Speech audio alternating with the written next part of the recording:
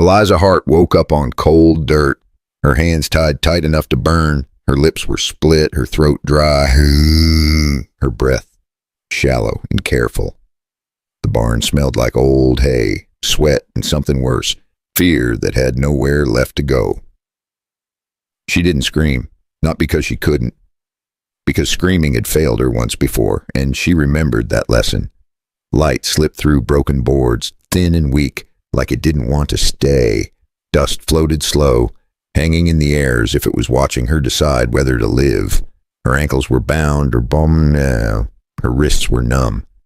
Time didn't make sense anymore. The barn wasn't loud, it wasn't violent, it was calm, patient, certain. That was the worst part. This wasn't something done in anger. It was done carefully, like a decision already made. Someone had brought her here on purpose. Someone believed this was where she would quietly stop being a problem. Out here, people didn't disappear because no one cared. They disappeared because someone decided they should. And the man who left her on that dirt believed one thing with absolute confidence: no one was coming. But if he was wrong about that, then everything that followed was about to cost him far more than he ever planned to pay. Thomas Hale rode in under a sky that looked burned thin and unforgiving. He had bought the place cheap, 42 acres of dry land, a leaning house, and a barn that still refused to fall down. He didn't come looking for a future. He came looking for quiet. The war had taught him that silence could be louder than gunfire. After he buried his wife, silence was the only thing that didn't ask questions. No town, no neighbors, just wind, dust, and work that kept his hands busy. When his horse slowed near the barn, Thomas noticed it right away. Animals always do. The ears went back. The breath changed. The kind of warning men usually learn too late. He swung down and walked toward the doors, his hand near his knife. Not from fear, from habit. The barn doors opened with a low groan, like something breathing out. The smell reached him first. Old rope, sweat, fear that hadn't moved in a long time. He saw the shape in the corner and stopped. Not rushing, not praying. At first it looked like rags. Then he saw a bare foot. Thomas had seen men left behind before. He knew what that meant. And he understood something else just as clearly.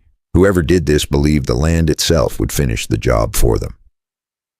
Thomas didn't carry her into the house. Not yet. He laid Eliza Hart on a cot under open sky, where the wind could move, and where shadows couldn't trap her. He kept a lantern burning low all night, and he sat close enough to hear her breathe. Not close enough to crowd her, just close enough to make a promise the dark could understand. Morning came slow, pale, and dry. Eliza woke to bitter coffee and the creak of wood settling in the heat. Her body argued with every movement, and she didn't win many of those arguments. Thomas handed her a cup with both hands, steady and plain, like he was offering a tool instead of comfort. She took it the same way. For a long time, neither of them spoke. Her eyes did the talking. Not tears, not drama, just that hollow look a person gets when they've learned how easy it is to be erased. When she finally whispered her name, it came out rough and small. Eliza. Thomas nodded once and didn't ask for the rest yet. Later that afternoon, he walked the property and found what didn't belong.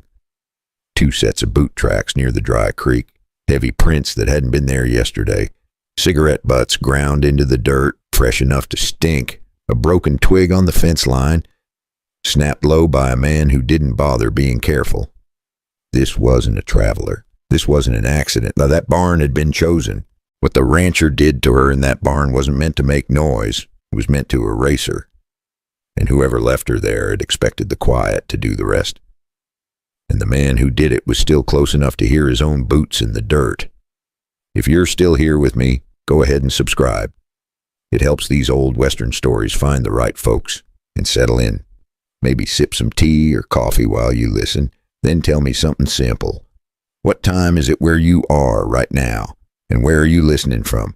Eliza didn't heal the way people expect.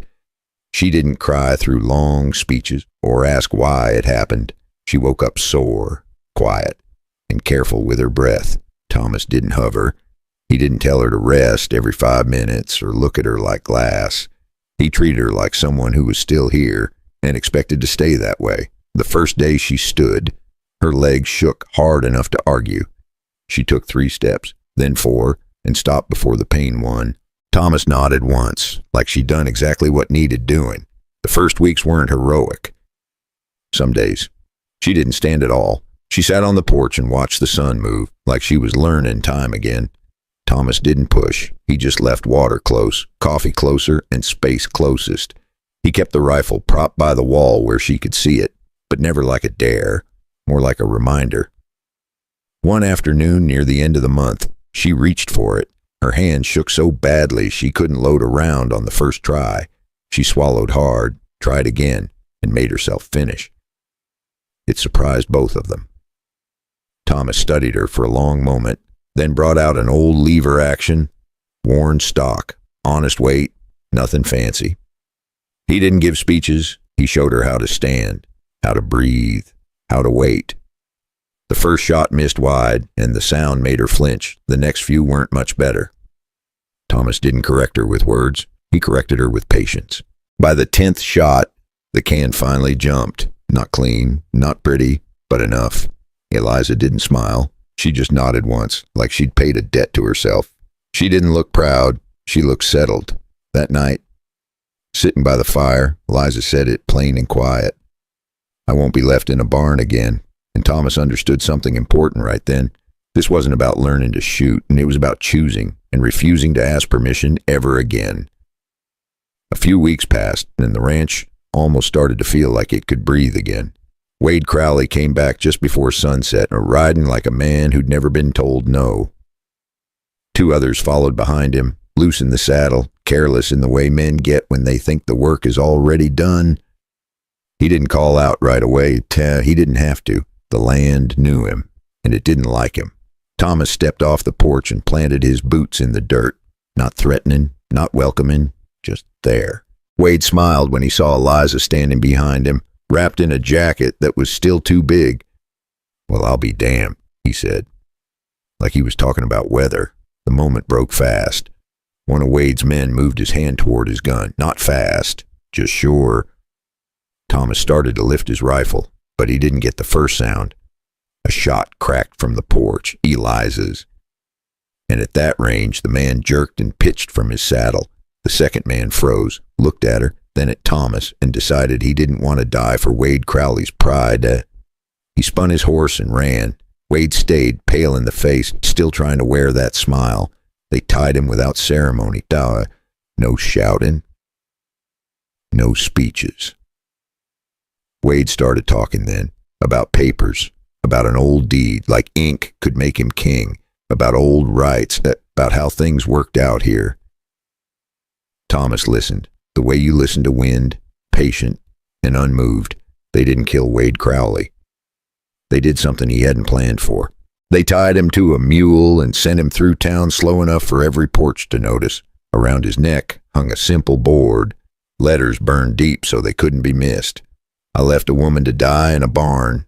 No one laughed. No one looked away.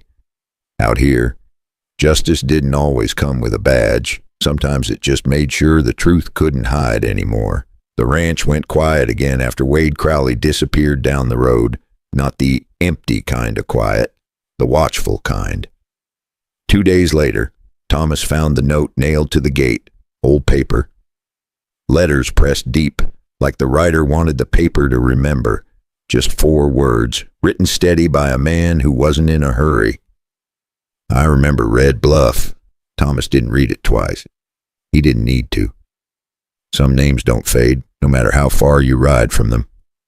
That night, he didn't light the porch lamp. Eliza noticed. She noticed everything now.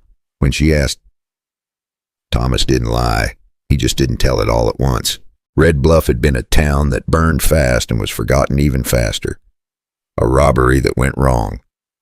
Shots fired. Fire spread. Someone innocent didn't make it out. Thomas hadn't pulled the trigger that day, but he hadn't stepped in either. The man who wrote the note was named Boone. He'd led a crew back then. Men who believed the world owed them something, and that taking it proved the point. Boone didn't come with threats. He came with memory, with the kind of smile that said guilt was just another tool. When Thomas finally met him on the ridge, Boone didn't reach for a gun. He reached for the past. "You've got something to lose now," Boone said, glancing toward the ranch. Thomas felt it then, clear and sharp. This wasn't about land. It wasn't about old crimes. Boone wasn't hunting revenge. He was hunting leverage. And for the first time in a long while, Thomas understood the real test hadn't arrived with Wade Crowley. It had arrived now. Thomas didn't raise his rifle when Boone stood there waiting. He didn't reach for the knife either. He did something harder. He stayed. He told the truth without dressing it up, about Red Bluff, about the day he stood still when he should have stepped forward, about how running kept him breathing, but never let him live. Boone listened, the smile thinning as the words landed. Men like him feed on fear and denial, and when those disappear, they lose interest. Boone stood there a long moment, like he was weighing the kind of ending he wanted. "You think saying it out loud is enough?" he said. Thomas shook his head once. "No," he said, "but I'm not running anymore. If you want what you came for, you take it right here." Boone's eyes drifted toward the ranch, toward Eliza standing in the doorway, rifle held steady, not shaken. Boone let out a dry laugh, the kind with no humor in it. Then he stepped back, not because he forgave anything, because he could see Thomas was finally willing to pay the price, and predators don't like fair fights. Thomas rode back as the sun climbed, shoulders lighter, breath steady. Eliza was waiting at the gate. She didn't ask what happened. She saw it. Life didn't turn perfect after that. Some mornings still came heavy. Some nights still remembered the barn. That's not failure. That's being human. If this story stayed with you, tap like. It helps more than you think. And if you want more Western stories about grit, choice, and second chances, go ahead and subscribe. Let me ask you something before you go. What's the moment you stayed quiet when you shouldn't have? And if tomorrow gave you one clean morning, would you choose differently?